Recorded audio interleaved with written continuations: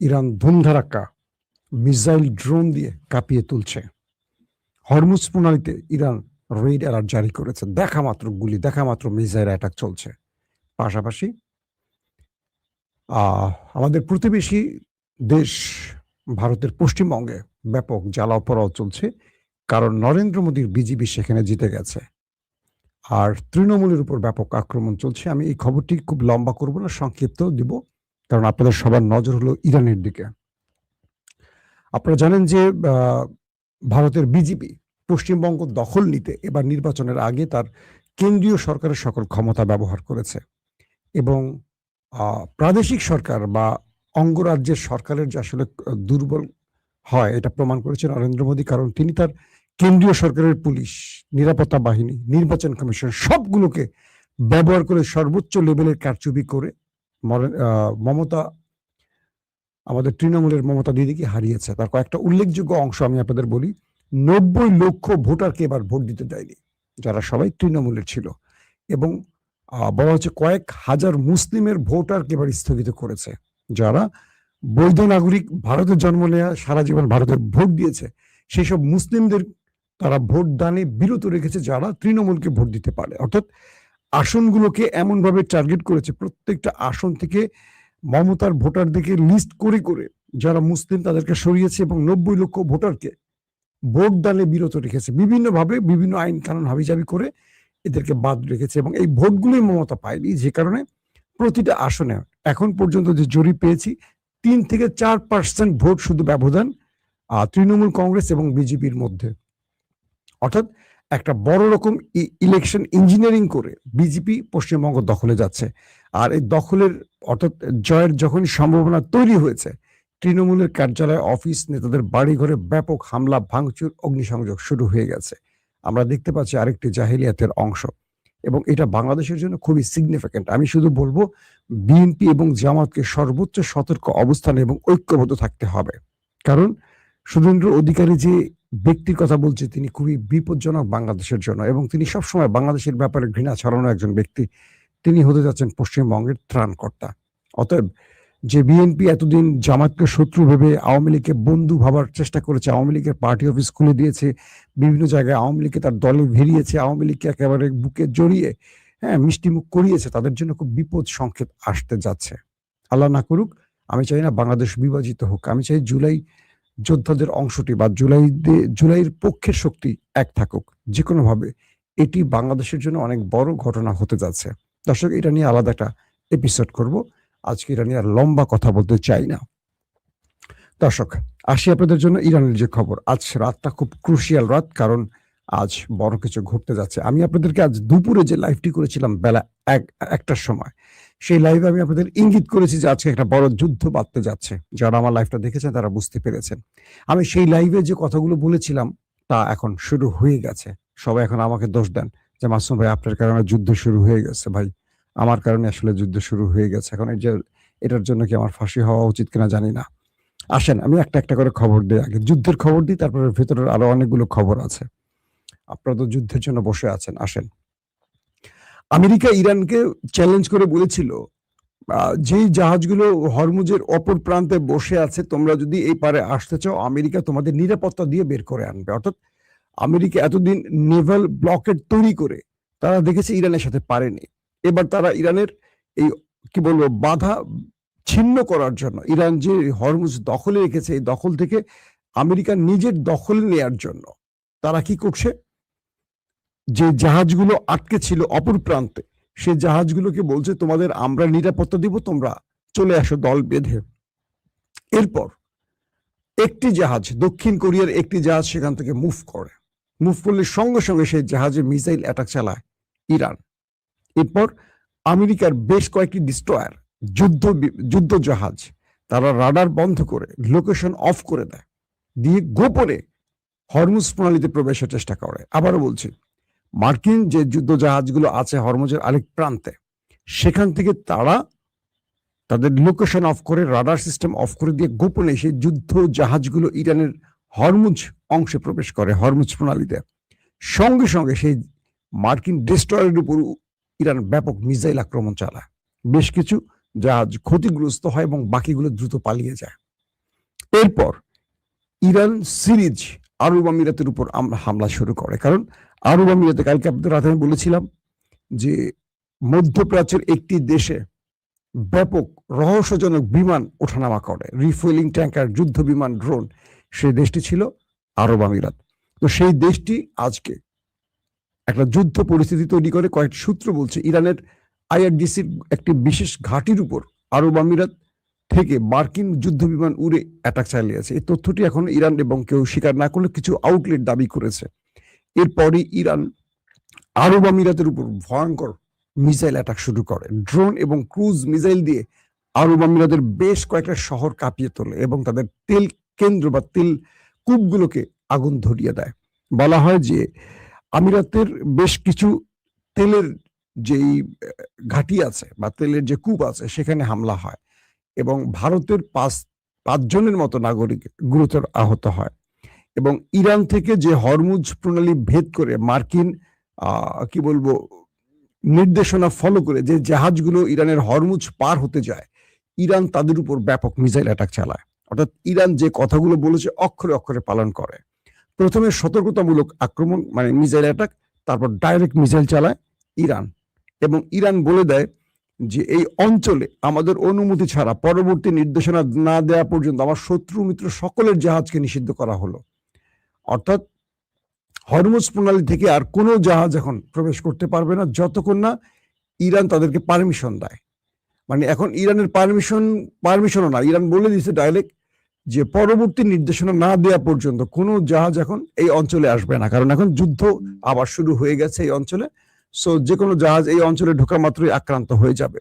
এই জন্য ইরান বলছে আমার শত্রু আমার মিত্র যারাই আছো কেউ এই অঞ্চলে আর তোমরা জাহাজ নিয়ে প্রবেশ করো না, তোমাদেরকে একটি জাহাজের ম্যাপ দিয়ে দিচ্ছি, এই ম্যাপের মধ্যে তোমরা থাকো। ম্যাপটি আমরা আপনাদের স্ক্রিনে দেখাচ্ছি।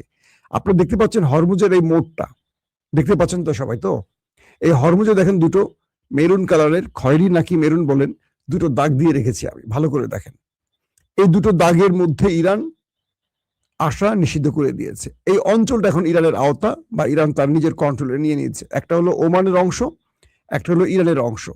এই দুটো অংশের মধ্যে যে কোনো মানে ইরানের অনুমতির বাইরে কাউকে প্রবেশ নিষিদ্ধ করে দেওয়া হয়েছে এবং এই অঞ্চলে ঢোকা মাত্র ইরান অ্যাটাক করবে ঘোষণা দিয়েছে। এবং এই মোড়টার মধ্যে যেই দাগটা দিয়েছে এই পুরো অঞ্চলটা জুড়ে ইরান সব রকম জাহাজকে প্রবেশে নিষেধাজ্ঞা দিয়ে দিয়েছে এবং বলছে যে আমরা যতক্ষণ না পরবর্তী নির্দেশনা দেব কেউ এখানে প্রবেশ করবেন না। এর মধ্যে 3টি বাণিজ্যিক জাহাজে হামলার খবর আমরা শুনেছি যে এই জাহাজগুলোতে ইরান হামলা করে বসছে যারা ইরানের অনুমতি ছাড়া এখানে প্রবেশ করেছে। আর দক্ষিণ কোরিয়ার জাহাজের কথা তো বললাম, সেখানে হামলা হয়েছে এবং এটি স্বীকারও করেছে। পাশাপাশি আরব আমিরাত তার এয়ার ডিফেন্স অ্যাক্টিভ করেছে এবং মুহুর্মুহু ইরানের মিসাইল অ্যাটাকের পর কিছু মিসাইল তারা ইন্টারসেপ্ট করতে পেরেছে এবং বাকিগুলো ভয়ঙ্কর ভাবে ইরানের কি বলে আরব আমিরাতের মতো অ্যাটাক করছে। আরব আমিরাতের ফুজাইল যে বন্দরটি আছে সেই বন্দরে দাউ দাউ করে আগুন জ্বলতে দেখা গেছে। এই গুরুত্বপূর্ণ বন্দরটি দিয়ে আরব আমিরাত গোপনে তেল বিক্রির কাজ করছিল। ইরান সেখানে মিসাইল অ্যাটাক চালিয়ে সেই বন্দরটাকে অচল করে দেয় এবং সেই বন্দরটা এখন পুরোপুরি কি বলবো স্টপ হয়ে যায়, কারণ সেখানে পুরো এখন আগুন জ্বলছে। এরপর এখন যে লাইভটি করছি তখন পর্যন্ত আমি কয়েকটি মাধ্যমে দেখলাম যে থেমে থেমে আরব আমিরাতে মিসাইল অ্যালার্ম বাজছে, অর্থাৎ একটু পরে মিসাইল গুলো হিট করবে। যখন ইরান থেকে মিসাইল গুলো ছোড়া হয় আরব আমিরাতের উদ্দেশ্যে তখন এই সংকেতের উপর ডিপেন্ড করেই দ্রুত অ্যালার্ম বাজে। অ্যালার্ম বাজলে মানুষ সর্বোচ্চ সতর্ক পজিশনে চলে যায় এবং অ্যালার্মের কিছুক্ষণের মধ্যেই কয়েক মিনিটের মধ্যে সেখানে আক্রমণের ঘটনা ঘটে।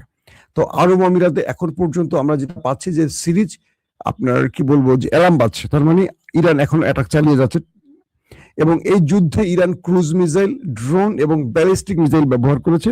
বলা হচ্ছে যে ইরান 3 ধাপে তার ক্রুজ, ড্রোন এবং ব্যালিস্টিক মিসাইল ব্যবহার করেছে।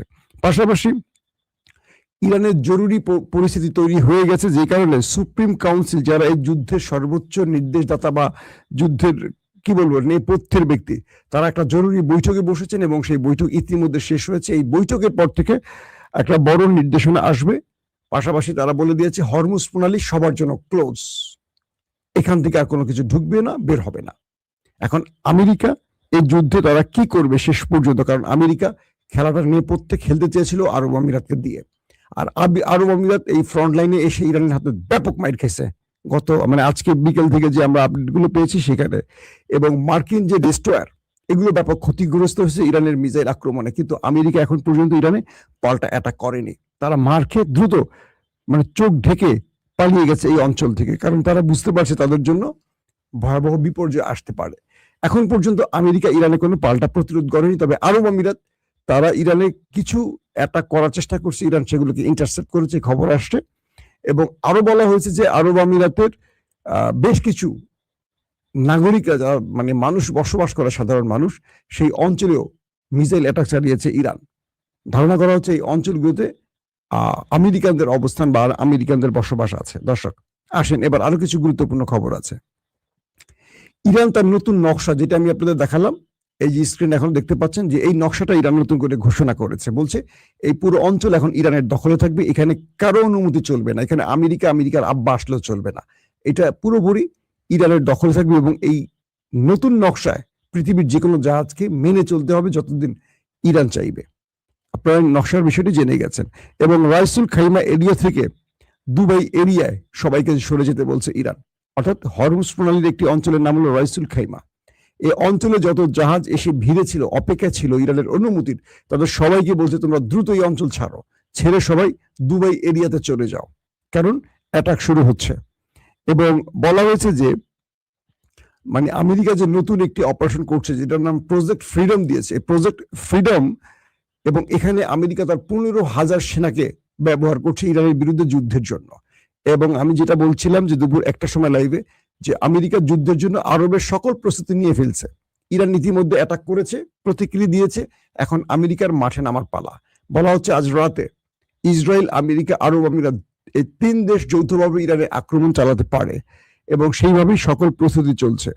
এবং বলা হচ্ছে যে ইরানে মানে আমেরিকা ট্রাম্পকে 3টি পরিকল্পনা দেওয়া হয়েছে ডিপ স্টেট থেকে, বা যুদ্ধের যে পরিকল্পক সেন্টার কম্বোলিয়া যেটাই বলি, সেখান থেকে 3টি পরিকল্পনা দেওয়া হয়েছে ডোনাল্ড ট্রাম্পকে। সেই ট্রাম্পে বলা হয়েছে মানে সেই পরিকল্পনায় বলা হয়েছে যে ট্রাম্পের সামনে এখন 3টি পথ খোলা আছে। 1, ইরানে ভয়ঙ্কর অ্যাটাক করে পুরো ইরানকে ধ্বংস করে দেয়া। 2 নম্বর, হরমুজ প্রণালী ইরানের হাত থেকে দখল নিয়ে পূর্ণ নিয়ন্ত্রণ আমেরিকার হাতে নেয়া। 3 নম্বর, যে কোনো ভাবে একটি বড় স্ট্রাইক চালিয়ে ইরানের ইউরেনিয়াম আমেরিকার দখলে নেয়া। যদি এই 3টি কাজ করতে পারে, ডোনাল্ড ট্রাম্প তার ইজ্জত রক্ষা করে ফিরতে পারবে। নতুবা ডোনাল্ড ট্রাম্পের রাজনীতির কবর হয়ে যাচ্ছে, কারণ আমেরিকা এখন পর্যন্ত মানে ট্রাম্প এখন পর্যন্ত তার জনপ্রিয়তার রেটিং নিচের দিকে। প্রতি সপ্তাহে মার্কিন প্রেসিডেন্ট ডোনাল্ড ট্রাম্পের রেটিং করা হয়, তার জনপ্রিয়তার জরিপ পরিচালনা করা হয়। এই সপ্তাহে ট্রাম্পের অবস্থা আরো খারাপ হয়ে গেছে। বলা হচ্ছে 35% চলে আসে তার জনপ্রিয়তা, মানে তার অবস্থা এখন 35%, আর অজনপ্রিয় বা তার বিপক্ষে দাঁড়িয়েছে 64% মানুষ। এবং আরেকটি ভিত্তিতে বলা হয়েছে যে যখন ট্রাম্পের উপর একটি আততায়ী হামলা হলো, তখন ওই সময়টা যেহেতু ট্রাম্প আক্রান্ত হয়েছিলেন, তার জনপ্রিয়তার জায়গাটা একটা স্থির ছিল, নড়াচড়া করছিল না উপরে না নিচে। 1 সপ্তাহ পর তার জনপ্রিয়তা আরো কমে গেছে। তো এগুলোর কারণে কয়েক মাস পর ট্রাম্পের মধ্যবর্তী নির্বাচনে তার যে পরাজয় নিশ্চিত, এটা তিনি বুঝে গেছেন। তাই ট্রাম্পকে এখন এই 3টি পথ বলে দেওয়া হয়েছে, হয় ইরানকে পুরোপুরি ধ্বংস করে দাও, নতুবা হরমুজ প্রণালী ইরানের হাত থেকে নিয়ে পূর্ণ দখল আমেরিকার হাতে নাও, অথবা ইউরেনিয়াম ইরানের কাছ থেকে চুরি করে তুমি তোমার পক্ষে এনে বিশ্বকে জানাও যে ইরানকে আমরা ইউরেনিয়াম মুক্ত করে ফেলেছি, আর কোনো পারমাণবিক হামলা বা বোমার ভয় থাকতে পারে না। পাশাপাশি ইরানের যে জাহাজগুলো 2টো জাহাজ আমেরিকা আটক করেছিল, সর্বশেষ ইরানের চাপে পড়ে, ইরানের ধোঁয়ায় খেয়ে সেই জাহাজগুলো পাকিস্তানের হাতে ফেরত দিয়েছে আমেরিকা, এবং পাকিস্তান এগুলো ইরানকে বুঝিয়ে দিচ্ছে। অর্থাৎ এখন পর্যন্ত পুরো খেলাটা নিয়ন্ত্রণ করছে ইরান, কোনোভাবেই তাদেরকে আর কোনো ছাড় দেওয়া হচ্ছে না। দর্শক, আজ রাতটি খুব কি বলবো ভয়ঙ্কর রাত। আজকে রাতে বড় কোনো অ্যাডভেঞ্চার করবে পৃথিবীর বড় বড় কয়েকটি দেশ। ইরান সুপ্রিম কাউন্সিলের যে বৈঠক, সেখানে তারা সর্বোচ্চ যুদ্ধের প্রস্তুতি নিয়ে রেখেছে। হরমুজে ইরান কোনো প্রকার ছাড় দেবে না। ইরান বলছে হরমুজে ইতিমধ্যে হরমুজে ইরানের যুদ্ধ বিমানগুলো, ড্রোনগুলো মুভ করছে, এক পাশ থেকে এক পাশ শো করে মুভ করছে, সাইরেন বাজছে, এবং আরব আমিরাতের উপর থেকে থেকে অ্যাটাক চলছে। আরব আমিরাতের উপর ইরানের ব্যাপক রাগ আছে। এবার যদি যুদ্ধটা শুরু হয়, যারা বাংলাদেশের আছেন আরব আমিরাত দ্রুত ছাড়তে বলবো। ইরান আরব আমিরাতকে এবার মোটামুটি ছাপা করে ফেলবে। কারণ ইসরায়েলের আয়রন ডোম থেকে শুরু করে যত রকম ইসরায়েলের সাথে গোপন চুক্তি দহরম মহরম এই দেশটি করছে, কল্পনা করতে পারবেন না। ইসরায়েলের দ্বিতীয় মিত্র আরব আমিরাত। আগে বলা হতো সবচেয়ে বড় মিত্র ছিল আমেরিকা, দ্বিতীয় মিত্র ছিল ভারত। কেন যেন মনে হচ্ছে আরব আমিরাত এখন ভারতকে টেক্কা দিয়ে নিজেরা দ্বিতীয় মিত্র হয়ে যাচ্ছে ইসরায়েলের। তো সবকিছু মিলে এবং ইসরায়েলের সেনারা আরব আমিরাতে অবস্থান করছে এমন তথ্য ইরানের কাছে আসছে, সত্য মিথ্যা জানি না, কিছু কিছু আউটলেট এমন দাবি করছে। তো ইরান এই যুদ্ধে মানে ইরানের বিরুদ্ধে আমেরিকা কিন্তু ইরানের চাপে পড়ে অনেকগুলো শর্ত মানতে রাজি হয়।